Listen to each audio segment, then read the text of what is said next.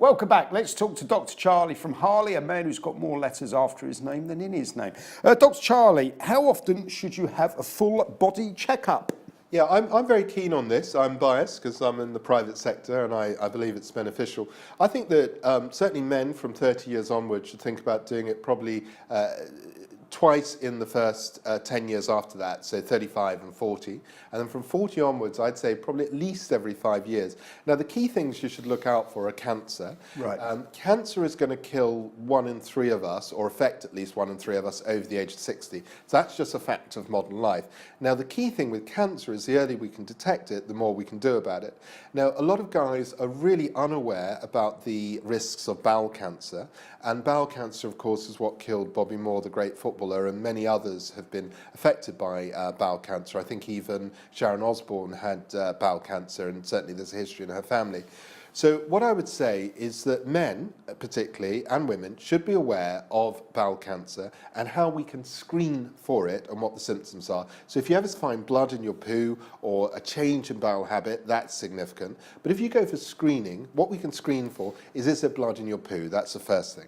The second thing is things that are more invasive. Now, no one likes having tubes up their tail end, but the point is that by having a sigmoidoscopy or ideally a colonoscopy, which is certainly at least over a metre of tube up the tail end, we might be able to detect the very early stages of cancer. Now, once that's removed, that risk is gone, but if you don't know about it, that risk is there. Now, there are other ways that we can do this without a tube, and that's pill cameras. Now, pill cameras are not yet legally approved for this use, but certainly taking a pill which has a camera in it and transmits that signal to a receiver can detect, in some cases, early bowel cancers. Right, so I need to have a checkup then.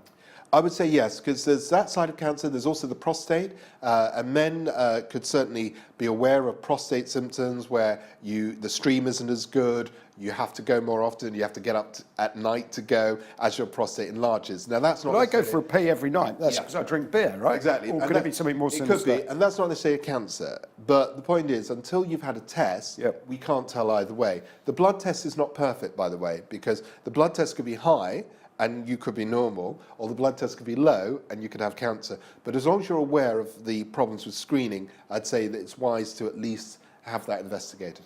But if I can run non-stop for an hour on a Sunday, and my breathing's fine, am I kidding myself saying everything's in good working order? It's a good thing that you're doing that, and it's a good thing you've got exercise. But as you know, the son of David Frost died suddenly of a heart attack while he was out having a run, and that was not suspected. Now, as it turns out, that was a familial condition, which is called hypertrophic cardiomyopathy.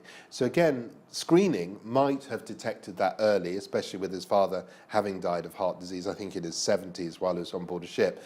So an ECG can sometimes detect signs of incipient heart problems.